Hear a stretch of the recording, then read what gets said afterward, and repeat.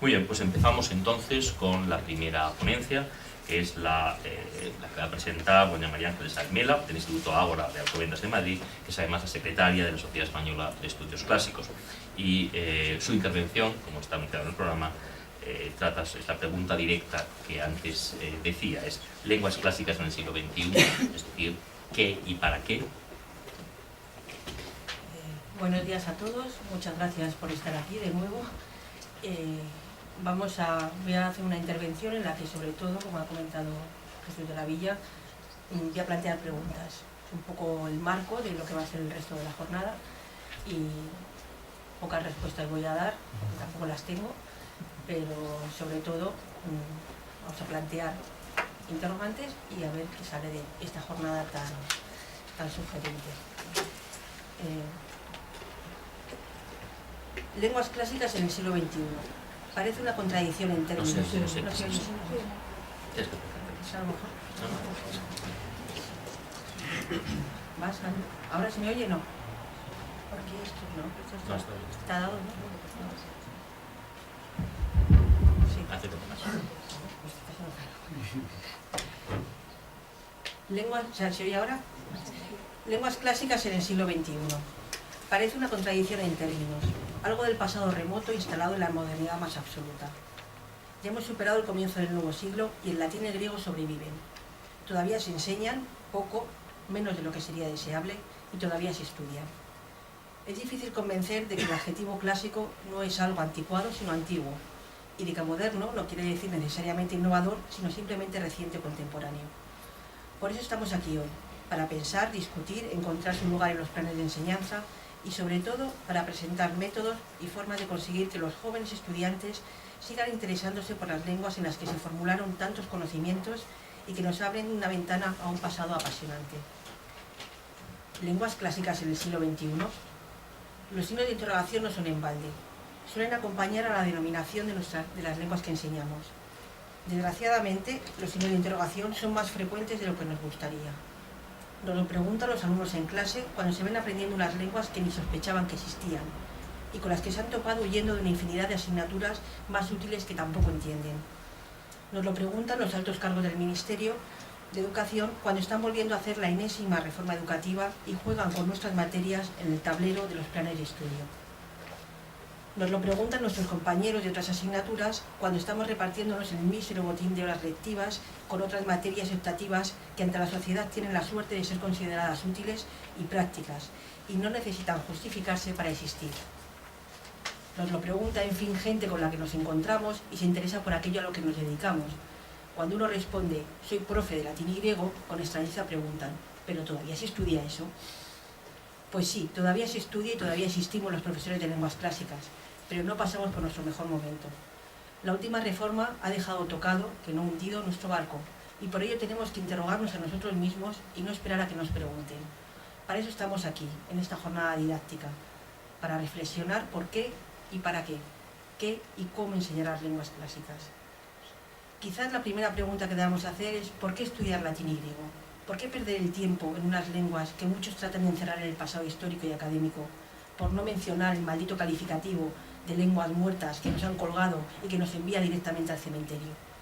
¿Por qué no hacer un hueco algo más práctico y útil a lenguas actuales con las que podamos comunicarnos en el día a día en otros países?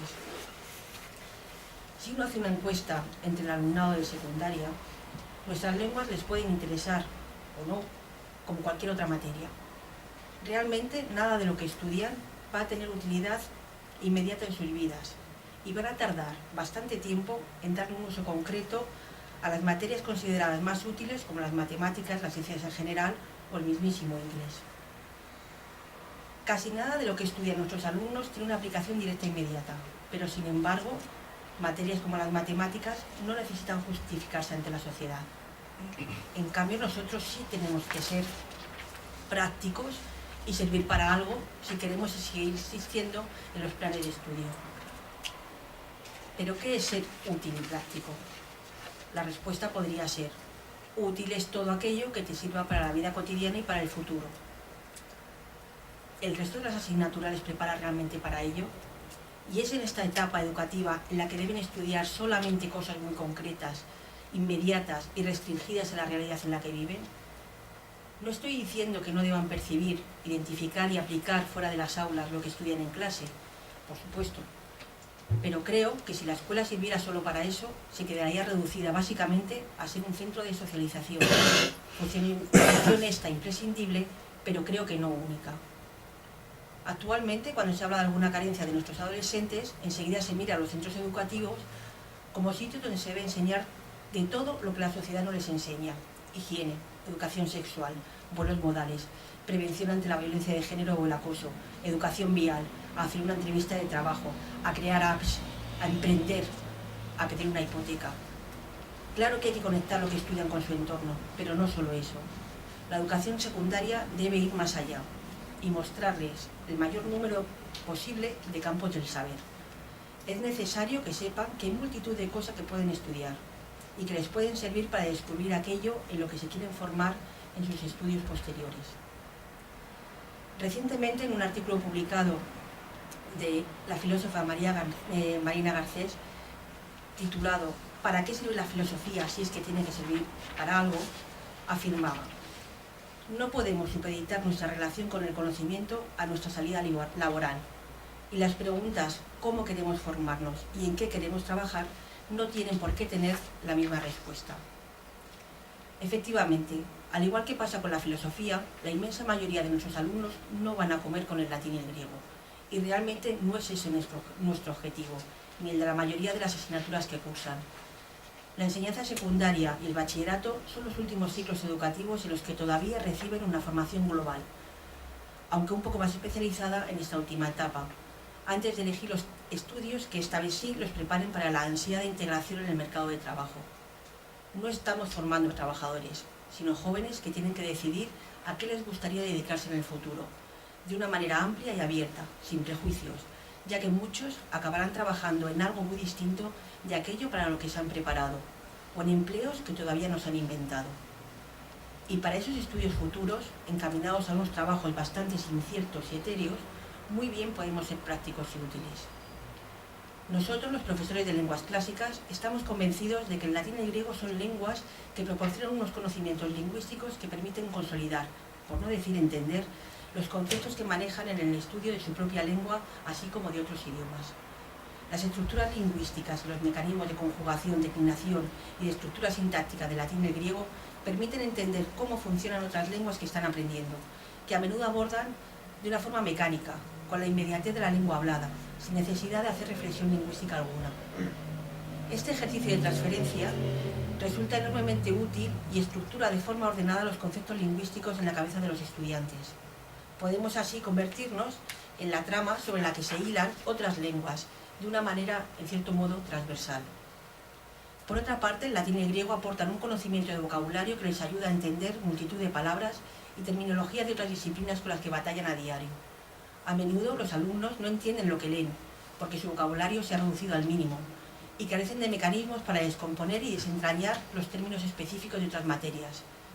La formación y composición de palabras con lexemas de latín y griego permiten multiplicar su caudal de vocabulario y sobre todo deducir el significado de una palabra a partir de los componentes grecolatinos. Además, el latín y el griego son las lenguas en que se formularon las bases de nuestra cultura occidental, ya que han sido las lenguas en que se han transmitido el conocimiento hasta el siglo XIX. Claro está que los 2 años de bachillerato en griego o en los 3 años que pueden cursar de latín no van a abordar cualquier texto de un autor clásico en su lengua original. Tampoco en inglés leen a Shakespeare tras 2 años de estudio, ni se pretende que lo hagan. Pero sí que pueden trabajar con fragmentos, frases, textos adaptados o inventados en latín y griego que den pie a un comentario cultural que les permita entender de dónde parte su cultura y qué nos han aportado los clásicos de Grecia y Roma. Es una labor de enorme importancia enseñar a los alumnos a reconocer los referentes clásicos en numerosas manifestaciones artísticas, literarias, históricas y culturales, y esto se puede hacer de manera más impactante a través de los autores que lo vivieron en directo y que contribuyeron a construir nuestra cultura.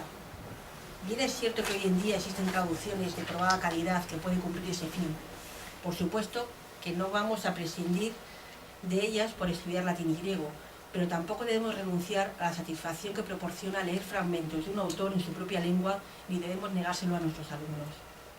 Así que cuando preguntan ¿por qué estudiar lenguas clásicas?, se puede dar la vuelta a la pregunta y contestar ¿y por qué no? También nosotros somos útiles.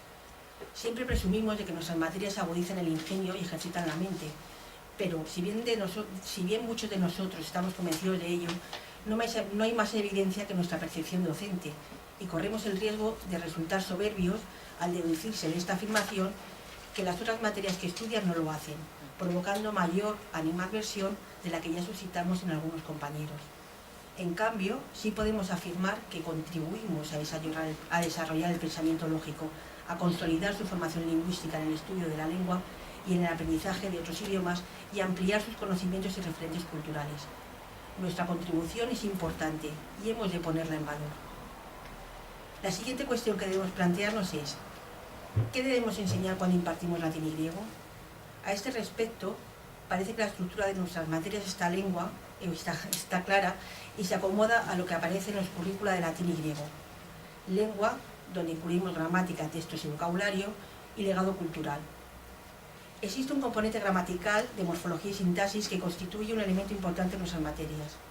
Es cierto que el peso que le demos y la forma de abordarlas difieren según el método que utilicemos, pero también es verdad que si queremos seguir presentes en los centros de enseñanza, el estudio de las declinaciones y los verbos y el análisis morfosintáctico no puede ni debe ser un fin en sí mismo. Tradicionalmente, la gramática ha sido una herramienta para acceder a la comprensión de los textos, pero para ello también es imprescindible el estudio de un vocabulario que tiene una doble utilidad. Por un lado, conocer el significado de las palabras, con vistas a leer, entender o traducir un texto en latín y griego, y por otro, conocer supervivencia en nuestro idioma a través de la práctica de la etimología. Otra cuestión es con qué tipos de texto debemos trabajar. Originales, adaptados, creados, y hasta qué nivel de dificultad llegar. E incluso podemos llegar más allá, potenciar la competencia oral y comunicativa en latín y en griego, como alguno de nuestros ponentes nos propondrá.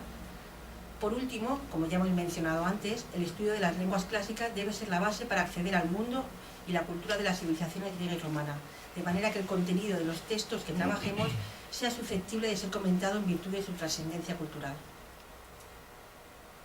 Pero incluso teniendo claro qué se debe abordar al estudiar el latín y griego, la proporción y el peso que debemos dar a cada apartado variará enormemente según el docente con el que hablemos. Lo comprobamos cada vez que padecemos una nueva reforma educativa, y ya van unas cuantas desde que comencé a dar clase de latín y griego. LOCSE, LOCE, LOE, LOMCE, y esto no parece que acabe en la actual. Cuando leemos los currículos de nuestras lenguas en cada nueva ley educativa, unos esperando que algo cambie y otros confiados en que todo siga igual, siempre habrá quien diga que es más de lo mismo, que son poco innovadores, que seguimos con el machaque de la gramática, o por el contrario, que cada vez se da menos y que dónde vamos a parar. Y estos comentarios vienen al hilo de cómo impartimos nuestras materias, y nos podemos reconocer en uno u otro bando según cómo abordemos la enseñanza del latín y el griego en las aulas. Así llegamos al cómo. Antes de comenzar nuestro trabajo en las aulas, todos los docentes nos planteamos cómo enseñar, qué método es el mejor para impartir nuestras materias. Bueno, creo que no existe un método mejor en términos absolutos. No habrá acuerdo unánime en lo que debemos hacer y sobre todo en cómo hacerlo, pero sí que coincidiremos en la necesidad de tener un método, un camino, una guía que nos ayude a conducir a los alumnos en el aprendizaje del latín y griego. Elegir un método u otro es algo tan personal como la ropa que nos ponemos. Pero para poder escoger uno u otro hay que conocer las posibilidades que existen o crear modos nuevos de enseñar que se adapten al perfil del docente y del alumnado. Así que debemos reflexionar sobre los métodos de enseñar latín y griego y ese es el motivo por el que nos encontramos hoy aquí. Recientemente, leyendo un artículo sobre principales métodos de enseñanza de las lenguas extranjeras en Alemania, me resultó chocante que la autora mencionara que los métodos empleados en el inicio de la enseñanza de lenguas modernas en las escuelas alemanas en el último tercio del siglo XIX tenían una dependencia muy estrecha con el modo de enseñar el latín y el griego, ya que hasta entonces estas eran las únicas lenguas extranjeras que se estudiaban en las aulas alemanas. Así que la enseñanza de las lenguas modernas tuvieron que hacerse un hueco, justificar su existencia en los planes de estudio y conseguir el reconocimiento necesario como parte sólida de la enseñanza superior. ¡Qué paradoja! Poco a poco se fueron separando y se fueron desprendiendo de los métodos utilizados hasta entonces en la enseñanza de las lenguas clásicas. Pues bien, en poco más de 100 años, La situación se ha dado la vuelta por completo y somos nosotros los que tenemos que justificar la presencia de nuestras materias en los centros de secundaria, en España y también en el resto de Europa, como un ingrediente fundamental de la enseñanza superior. Ahora somos nosotros los que nos planteamos nuevas formas de enseñar el latín y el griego, siguiendo en muchos casos los pasos de la enseñanza de las lenguas modernas, buscando renovación y actualización y sobre todo nuevas vías, nuevos métodos que hagan del latín y el griego lenguas activas y atractivas para un alumnado que prácticamente desconoce todo del mundo greco-romano. No voy a hacer aquí un recorrido por los diversos métodos existentes para la enseñanza de las lenguas clásicas. Me remito para ello al excelente resumen de las metodologías didácticas de las lenguas clásicas de Carlos Martínez Aguirre en la web culturaclásica.com. Baste aquí con manejar la división tópica pero práctica entre métodos tradicionales y métodos activos. Los primeros, los de gramática-traducción, todos los conocemos de sobra, ya que probablemente hayamos dado nuestros primeros pasos en el estudio del latín y griego con ellos. Ahora son denostados y presentados como aburridos y monótonos, pero la mayoría de nosotros nos dejamos atrapar por el latín y el griego aprendiendo con ellos. Son los que generalmente se asocian con la enseñanza de las lenguas clásicas y los que dan un mayor peso a la gramática en aras de una ulterior traducción de los textos. Los currícula parecen hechos a su medida, centrados en asimilar unos contenidos cuya práctica se ve reflejada únicamente en la traducción. Gran parte del profesorado se mantiene fiel a ellos porque cree garantizado el cumplimiento de las programaciones y porque consideran la mejor manera de afianzar los conceptos lingüísticos que también sirven para el aprendizaje de otras lenguas, incluida la suya propia. Se presenta en su contra el peligro de acomodarse en el estudio de la gramática y el lento avance en el estudio del latín y griego, cuyo último objetivo es la práctica de la traducción, que no siempre va unida a la comprensión del contenido del texto. Quienes los usan alegan que no solo se les permite a los alumnos reflexionar y comprender mejor su propia lengua, y que son buenos para cumplir los objetivos planteados en los currículos oficiales. Quienes los critican los tachan de aburridos, memorísticos y excesivamente gramaticalizados. Frente a estos, surgen los llamados métodos activos, cuyos planteamientos vamos a tener ocasión de ver expuestos en este encuentro con los ponentes que van a intervenir a continuación. Surgen como reacción a los métodos tradicionales, como una necesidad de cambio y actualización de la docencia de las lenguas clásicas. Plantean el estudio del latín y el griego como una lengua moderna y abordan su aprendizaje de forma directa, sin un estudio previo de contenidos gramaticales. Estos métodos no solo abordan la lectura fluida de textos en latín y en griego, sino que también inciden de manera especial en la expresión oral en estas mismas lenguas. La mayoría, además, ambienta la historia marco de sus personajes en un pasado grecorromano, lo que permite una inmersión cultural quizás más atractiva. Los defensores acérrimos de los métodos tradicionales los miran con recelo y escepticismo. Los que lo han probado quedan sorprendidos por la facilidad con la que los alumnos acaban leyendo latín o griego. Estos métodos tienen la virtud de generar controversia y plantear numerosos interrogantes. ¿Son más lentos o más rápidos que los tradicionales? ¿Realmente son tan divertidos y dinámicos? Además surgen dudas académicas. ¿Encajan estos métodos en los currícula de latín y griego o hay que cambiar las programaciones radicalmente? ¿Llegan al mismo nivel en segundo de bachillerato que los que siguen métodos tradicionales de cara al acceso a la universidad? ¿Todos los alumnos entienden bien y asimilan estos métodos? ¿Se necesitan grupos reducidos? Y respecto a la práctica docente, se preguntan ¿cómo dar el paso? ¿Cómo superar el vértigo y lanzarnos a las nuevas prácticas? El debate está servido y veremos si llegamos a alguna conclusión, pero al menos es indicio de la inquietud del profesorado de clásicas por buscar nuevas vías de enseñar latín y griego, de actualizarse y de innovar. Tengo claro que los docentes de clásicas se mueven, son inquietos, utilizan las nuevas tecnologías, manejan varios idiomas, emprenden experiencias innovadoras con el apasionamiento que les caracteriza y no paran porque hacen de su profesión casi una cruzada. Quizás se haya empleado la casa por el tejado. ¿Por qué y para qué? ¿Qué y cómo? Nada de esto tiene sentido si nos eliminan de los planes de estudio. Antes he mencionado que he vivido ya 4 reformas educativas y ahora esperamos la siguiente. Cada vez que cambia el gobierno nos echamos a temblar. De 30 años a esta parte, la presencia de las lenguas clásicas en secundaria y bachillerato se ha visto disminuida drásticamente. Hemos vivido muchos embates y hemos pasado momentos tremendamente delicados, en unas negociaciones realmente arduas en el Ministerio de Educación, sobre todo en la última reforma, en la que imperan los criterios económicos y pragmáticos y, como dice Antón Alvar en su artículo Las humanidades en el siglo XXI, obviando paladinamente otras demandas no convertibles en bolsa de mercado, como son las ansias de por educarse y aprender de nuestros mayores, o la conveniencia de que los jóvenes se formen como ciudadanos y no simplemente como trabajadores. Actualmente, con la nueva ley implantada de forma exprés, el latín se mantiene, pero el griego, de no darse un vuelco en los planes de estudio, está en franco riesgo de extinción. La presión social y mediática que identifica nuestras asignaturas con un pasado apolillado y superado nos elimina sistemáticamente de cualquier idea de modernidad y priva a las lenguas clásicas en consecuencia de cualquier vigencia. Son algo tan lejano de nuestro mundo tecnológico que para qué mantenerlas en los planes de estudios. Así pues, de nosotros depende entender que no es nuestro propósito último que los estudiantes de secundaria y bachillerato se ganen la vida con el latín y el griego, sino que sean para ellos herramientas útiles en sus estudios posteriores y en la comprensión del mundo en el que viven. Como dice Joan Mut en su artículo Reflexiones en torno a la didáctica de las lenguas clásicas, se trata de repensar si podemos ofrecer ese saber como algo necesario para todos los alumnos o al menos para todos los del bachillerato de letras. Debemos centrarnos en prestigiar el latín y el griego como materias complejas, quizás hasta difíciles, pero imprescindibles. En fin, quizás tenemos que encontrar nuevos medios y estrategias imaginativas para reivindicar los estudios en secundaria y bachillerato, esgrimiendo una transversalidad rentable del latín y el griego en el estudio de cualquier carrera de humanidades, utilizando sus paradigmas lingüísticos y culturales, de manera que el presente no quede desligado del pasado y puedan identificar y disfrutar del legado lingüístico, literario, histórico y artístico que latinos y griegos nos dejaron. Como recuerda Marina Garcés en el artículo que mencioné anteriormente, pensar es repensar, pero no de cero. Debe haber un diálogo constante con la tradición, con los clásicos.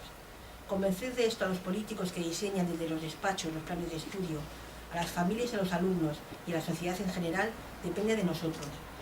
Tendremos que saber comunicar la importancia del latín y el griego en una sociedad que ansíe ser culta, crítica y reflexiva, y tendremos que ser capaces de cautivar y seducir a esos estudiantes del siglo XXI, de superar sus prejuicios frente a saberes tan lejanos de su presente, tan dificultosos por esa misma lejanía. Los jóvenes, en fin, han de tener la posibilidad de estudiar lenguas clásicas para relacionarse con la tradición, no con la finalidad del mero escriba, repitiendo lo ya conocido, sino intentando encender la llama que alumbró la escritura de los clásicos.